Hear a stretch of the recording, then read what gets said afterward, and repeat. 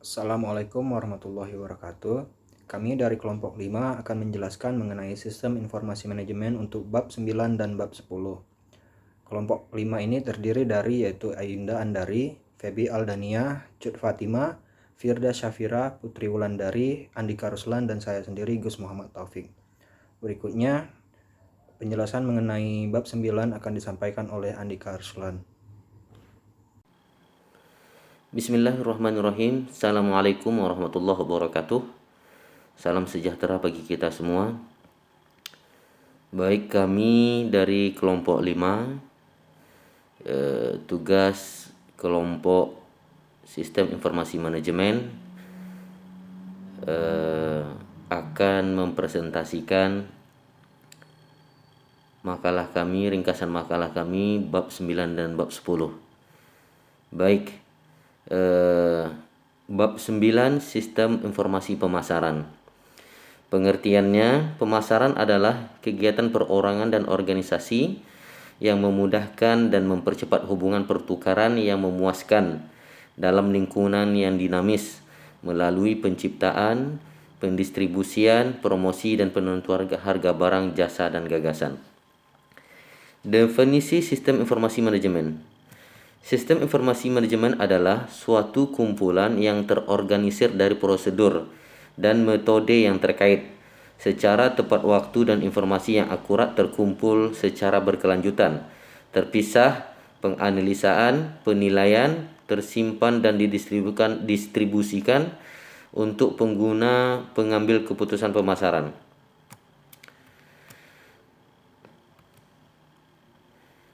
Bila didefinisikan secara luas, sistem informasi pemasaran adalah suatu kegiatan perseorangan dan organisasi yang memudahkan dan mempercepat hubungan pertukaran yang dapat memuaskan dalam lingkungan yang dinamis melalui penciptaan, promosi, dan penentuan harga barang dan jasa serta gagasan. Sistem informasi pemasaran merupakan gabungan dari keputusan berkaitan dengan produk, tempat, promosi, dan harga. Menurut Kotler dan Keller 2009 menyatakan, sistem informasi pemasaran merupakan suatu perancangan yang menekankan pada 3 hal pokok seperti berikut. Yang pertama, harus dilihat sebagai suatu sistem yang luas dan bersifat fleksibel. Yang kedua, sistem tersebut haruslah berbentuk formal dan berkelanjutan. Yang ketiga, harus memberikan suatu susunan aliran informasi yang relevan untuk memandu pembuatan keputusan pemasaran.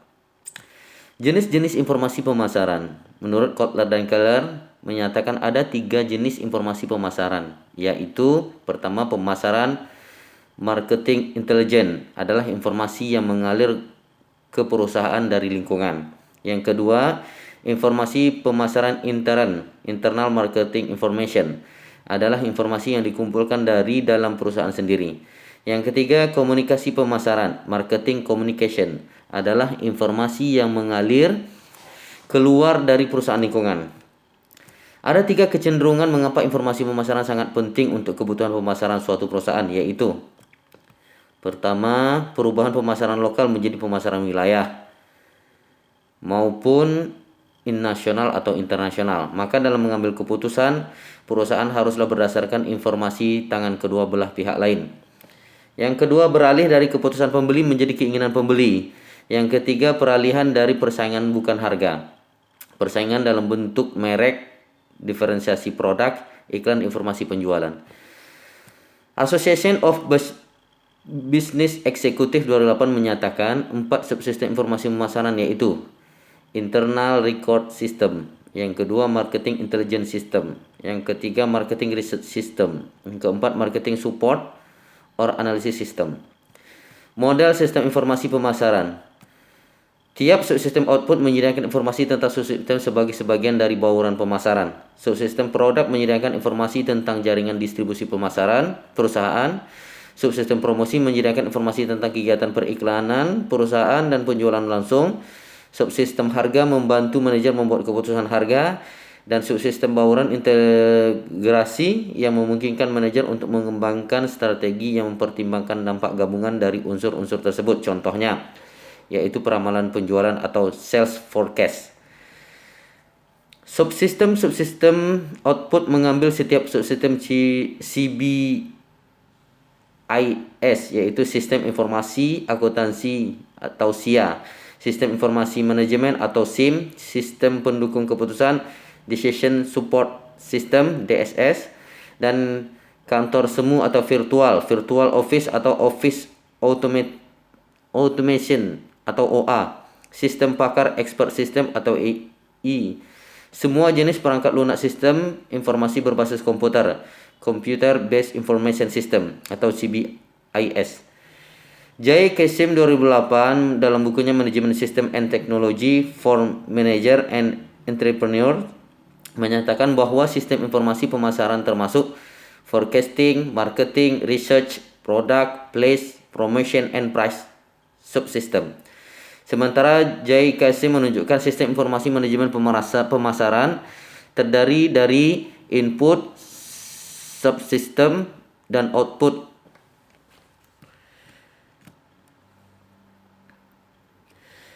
Hal ini bisa digambarkan di dalam sistem informasi manajemen pemasaran yang terdiri dari input, subsystem, output.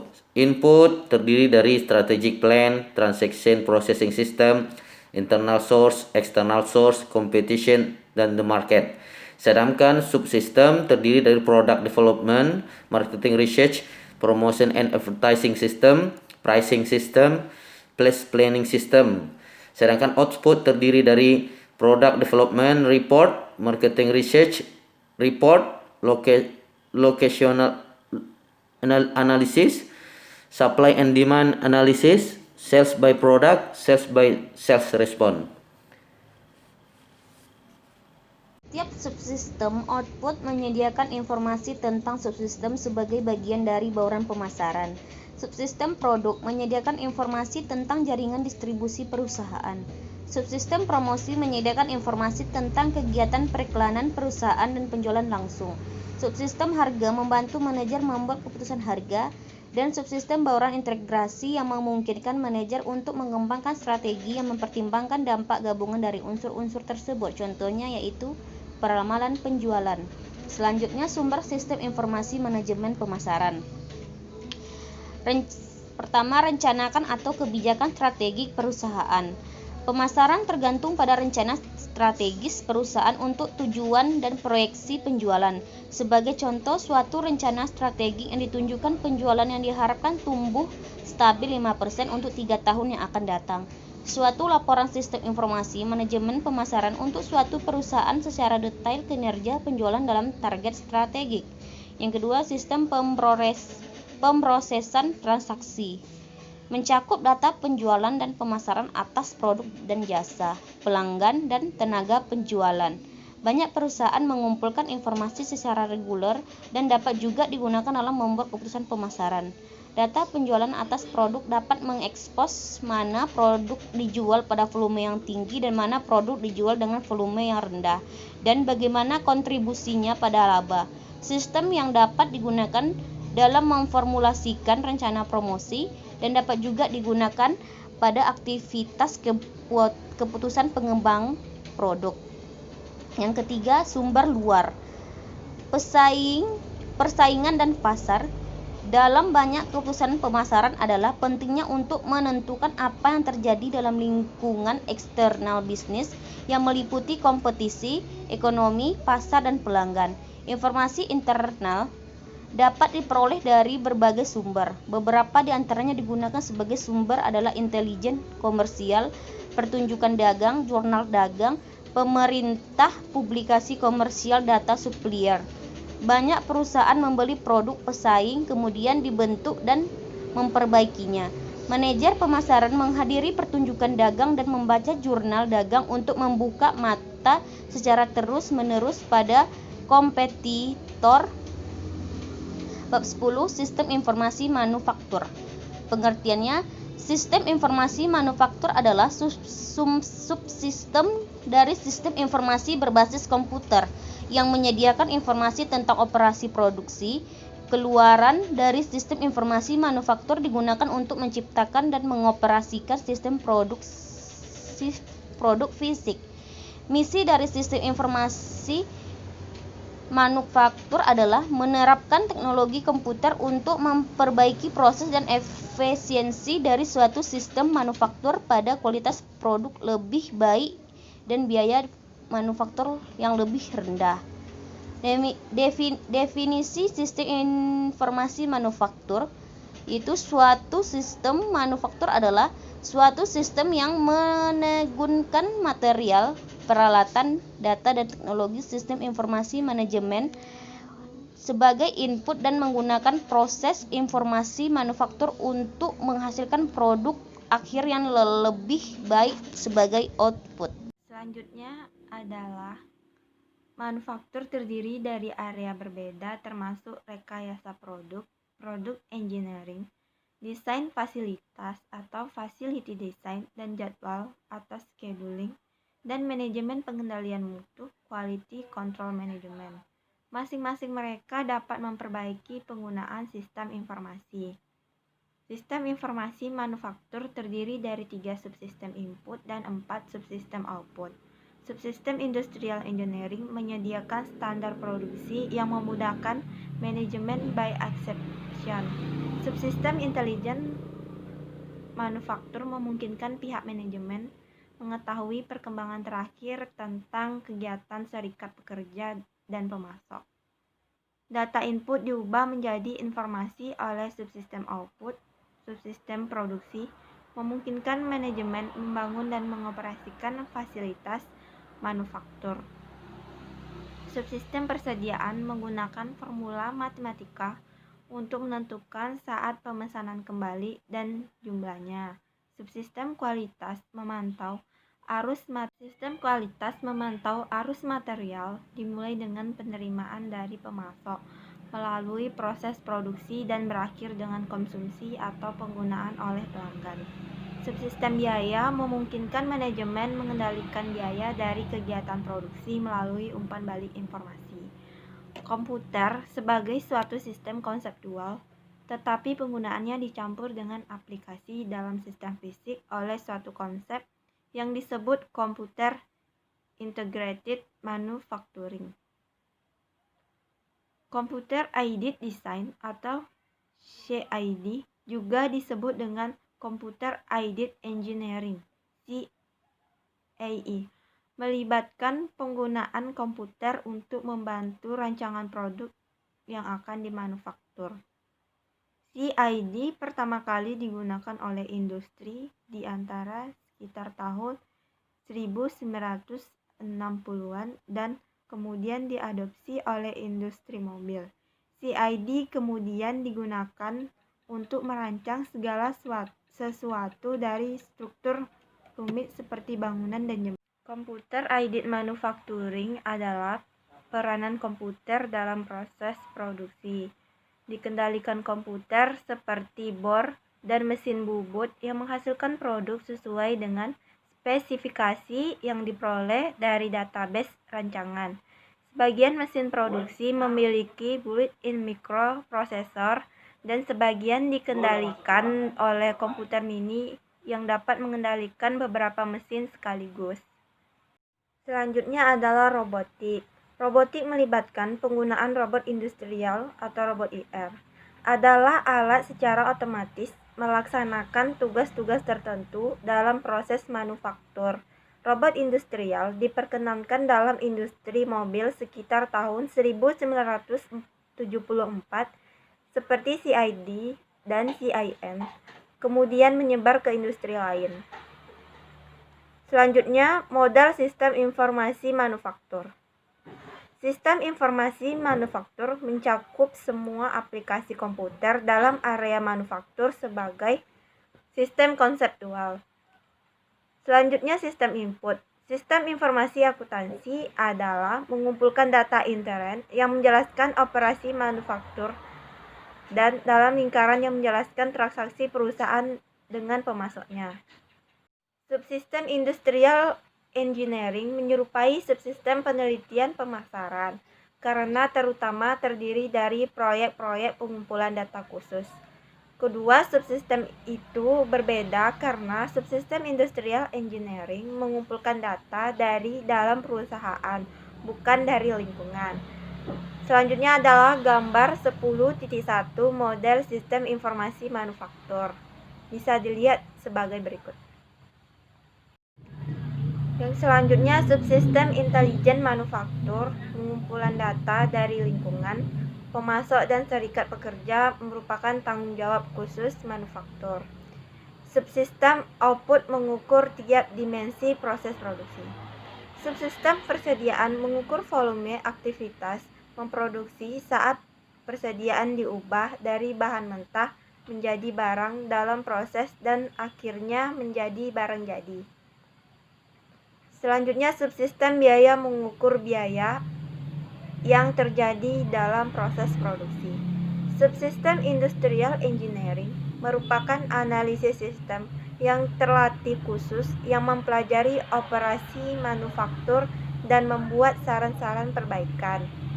Subsistem intelijen manufaktur membuat manajemen manufaktur tetap mengetahui perkembangan terakhir tentang sumber pekerja, material, dan mesin. Informasi pekerja manajemen data dipelihara di dalam database yang menjelaskan tiap pemasok. Input pemasok tersedia ketika wira niaga pemasok menelepon pembeli dan memberi manual dan katalog. Input pengendalian kualitas terdiri dari data yang disediakan oleh pemeriksa kualitas saat material melewati proses produksi.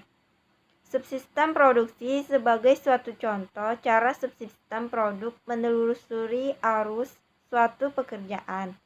Kita contohkan perusahaan membuat senter sepeda jenis yang diikatkan pada kaki sehingga sinarnya naik turun saat kita menggayuh pada sepeda. Lensa jernih yang terpasang di depan memberikan cahaya ke depan, dan lensa merah di belakang memperingatkan kendaraan bermotor di belakang. Sistem intelijen manufaktur membuat manajemen manufaktur tetap mengetahui perkembangan terakhir tentang sumber pekerja, material, dan mesin. Informasi pekerja manajer manufaktur sangat memperhatikan serikat pekerja yang mengorganisasikan para pekerja perusahaan. Bila para pekerja memilih untuk berserikat, suatu kontrak menjelaskan harapan dan kewajiban baik perusahaan maupun serikat pekerja. Informasi pemasok pemilihan. Pemasok terbaik merupakan elemen kunci dalam mencapai efisien dan kualitas produksi. Material yang dipesan harus sampai sesuai jadwal dengan tingkat kualitas yang diharapkan. Pemasok dipilih melalui satu proses seleksi, dan setelah satu pemasok dipilih, pembeli terus memantau kemampuan pemasok. Kuantitas pemesanan ekonomis. Kuantitas pemesanan ekonomis menyeimbangkan biaya pemeliharaan dan pembelian serta mengidentifikasi biaya kombinasi terendah. Kuantitas pemesanan ekonomis ditetapkan untuk tiap barang dalam persediaan bahan baku dan diserta sebagai suatu elemen data dalam catatan persediaan. Kuantitas ini digunakan untuk memesan pengisian kembali persediaan dari pemasok. Kuantitas manufaktur ekonomis digunakan untuk persediaan barang jadi. Kuantitas manufaktur ekonomis ini disebut juga dengan ukuran lot ekonomis. Kuantitas ini menyeimbangkan biaya penyimpanan persediaan dengan biaya ketidakefisienan produksi. Kuantitas ini juga digunakan untuk memesan pengisian kembali persediaan dari fungsi manufaktur perusahaan. Perusahaan dapat mengurangi biaya pemeliharaan dengan melakukan pembelian bahan baku dengan jumlah kecil. Strategi ini hanya menambah biaya untuk pemesanan bahan baku yang disebut dengan biaya pemesanan. Cara lain yang dapat digunakan untuk mengurangi biaya pemeliharaan adalah dengan menggunakan sistem just-in-time atau disebut JIT yang telah dirintis oleh perusahaan Jepang. Perusahaan Black & Decker Corporation produktivitasnya meningkat karena menggunakan manajemen persediaan secara efektif. Perencanaan kebutuhan bahan baku. Perencanaan bahan baku adalah proses untuk menjamin bahwa bahan baku tersedia bila mana diperlukan. Langkah pertama yang dilakukan dalam perencanaan ini adalah menghitung ke belakang dari produk jadi sampai awal untuk menentukan berapa lama bahan baku itu dibutuhkan di muka sebelum produk. Subsistem kualitas. Kualitas adalah kesesuaian dengan spesifikasi pelanggan, dan kualitas juga adalah memenuhi kriteria yang ditetapkan oleh pelanggan. Subsistem biaya. Subsistem biaya dapat digunakan untuk menjaga biaya menjalankan mesin produksi. Keenam, beberapa mesin produksi memerlukan sedikit perawatan atau tanpa perawatan. Bagian manajer menggunakan sistem informasi manufaktur. Manajer pemasaran dan manajer keuangan menggunakan output ini. Pemasaran tertarik pada aspek produksi seperti biaya, kualitas, dan penyediaan, karena faktor-faktor tersebut mempengaruhi penjualan pokok. Sedangkan manajer keuangan memiliki perhatian khusus pada subsistem persediaan, karena digunakan untuk membuat keputusan paling penting konstruksi atau perluasan pabrik. Sistem informasi manufaktur ini menyediakan informasi bagi para manajer yang ada dalam suatu perusahaan. Pengawasan persediaan bahan baku.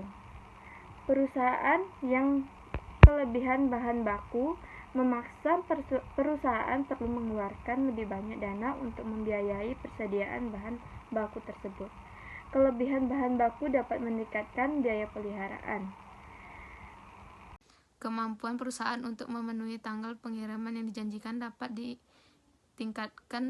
ditingkatkan dan tersedia peluang untuk kualitas yang lebih baik serta harga yang lebih murah. Yang selanjutnya, semangat kerja pegawai meningkat. Semangat kerja pegawai meningkat dapat diperoleh keyakinan dalam sistem sehingga menghasilkan koordinasi komunikasi antar departemen yang lebih baik. Terus yang terakhir yaitu informasi manajemen yang lebih baik.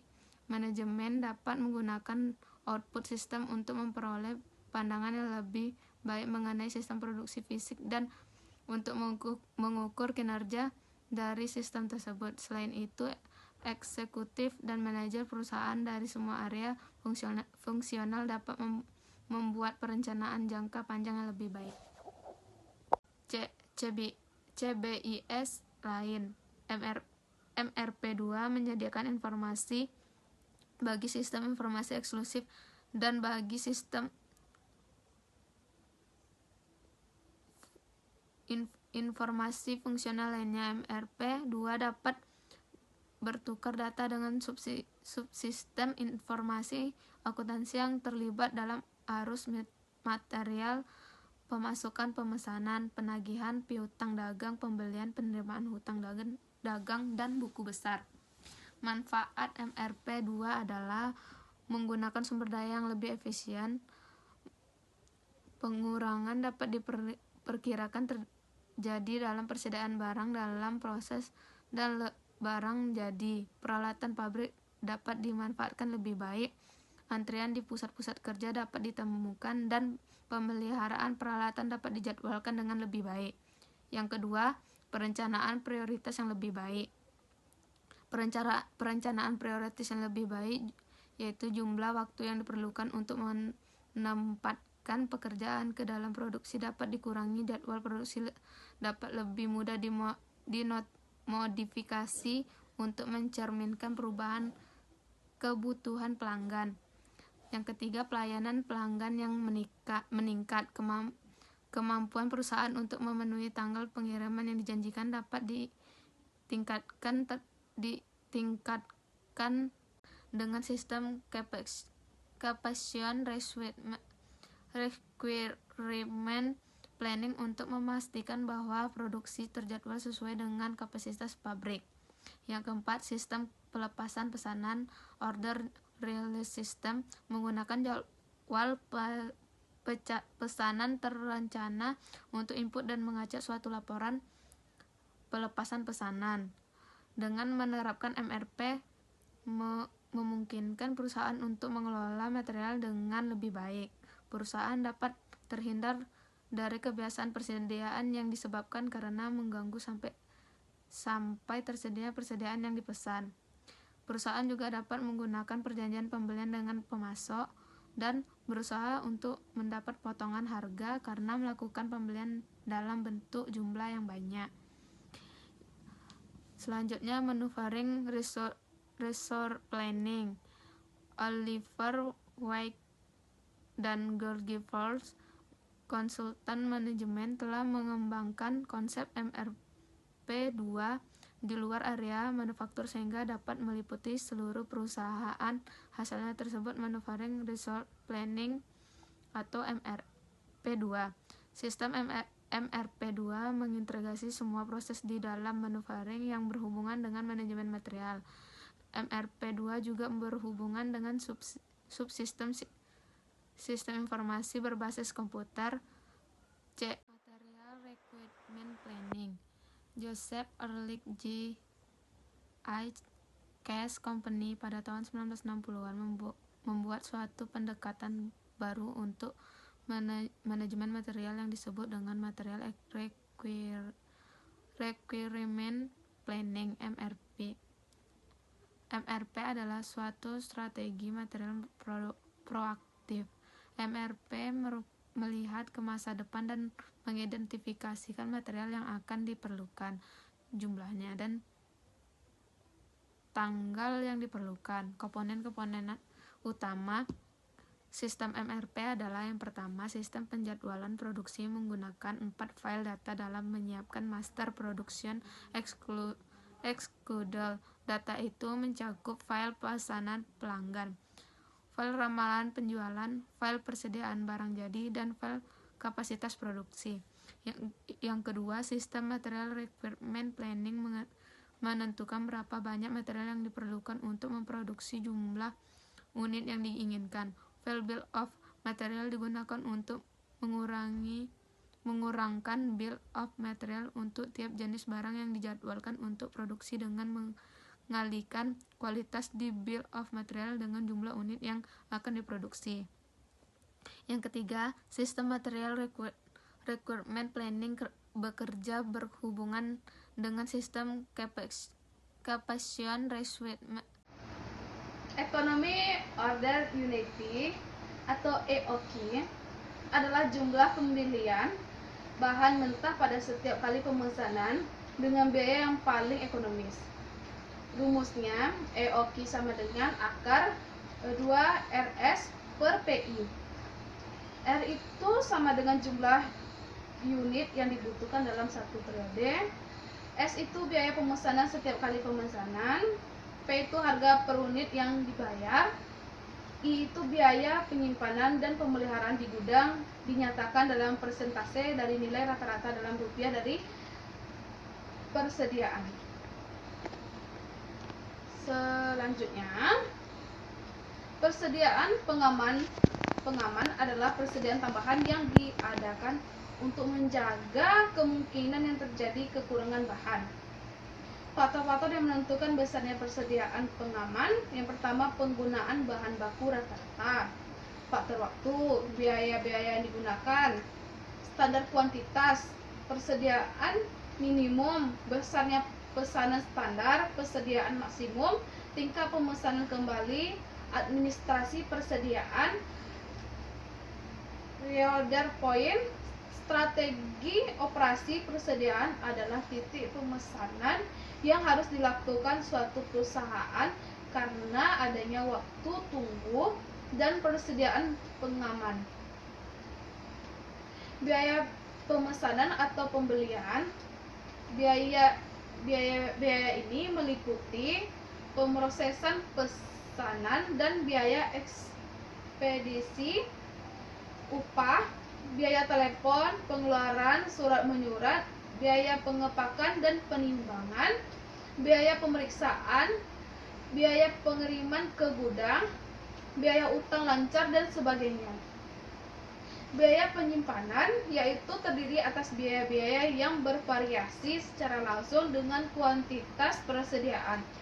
biaya penyimpanan per periode akan semakin besar apabila kuantitas bahan yang disimpan semakin besar. Biaya-biaya yang termasuk sebagai biaya penyimpanan adalah biaya fasilitas penyimpanan, termasuk penerangan, pendingin ruangan dan sebagainya. Biaya modal, yaitu alternatif pendapatan atas dana yang diinvestasikan dalam persediaan. Biaya keuangan, biaya perhitungan fisik. Selanjutnya yaitu biaya asuransi, persediaan, biaya pajak persediaan, biaya pencurian, pengerusakan ataupun perampokan, biaya penanganan persediaan dan sebagainya. Biaya penyiapan atau manufaktur atau setup cost, hal ini terjadi apabila bahan-bahan tidak dibeli, tetapi diproduksi sendiri oleh perusahaan. Perusahaan menghadapi biaya penyimpanan untuk memproduksi komponen tertentu. Biaya-biaya ini terdiri dari yaitu biaya mesin menganggur, biaya persiapan tenaga kerja langsung, biaya penjadwalan, biaya ekspedisi dan sebagainya. Selanjutnya yaitu biaya kehabisan atau kekurangan bahan atau shortage cost. Adalah biaya yang timbul apabila persediaan tidak mencukupi, adanya permintaan bahan. Biaya-biaya yang termasuk biaya kekurangan bahan adalah sebagai berikut: kehilangan penjualan, kehilangan pelanggan, biaya pemesanan khusus, biaya ekspedisi, selisih harga, tambahan pengeluaran kegiatan manajerial, terganggunya operasi. Biaya kekurangan bahan sulit diukur dalam praktek, terutama karena biaya ini sering merupakan opportunity cost yang sulit diperkirakan secara objektif. Biaya-biaya yang terpaksa dikeluarkan karena keterlambatan datangnya bahan baku disebut dengan stock put cost atau SOC. Sebaliknya, bahan baku yang datangnya terlalu cepat atau terlalu awal akan menimbulkan biaya yang disebut dengan extra carrying cost atau ECC. Faktor lain yang perlu diperhatikan dalam menentukan faktor lead time dan reorder point. Demikianlah penjelasan dari kelompok 5 mengenai sistem informasi manajemen untuk bab 9 dan bab 10. Demikian. Assalamualaikum warahmatullahi wabarakatuh.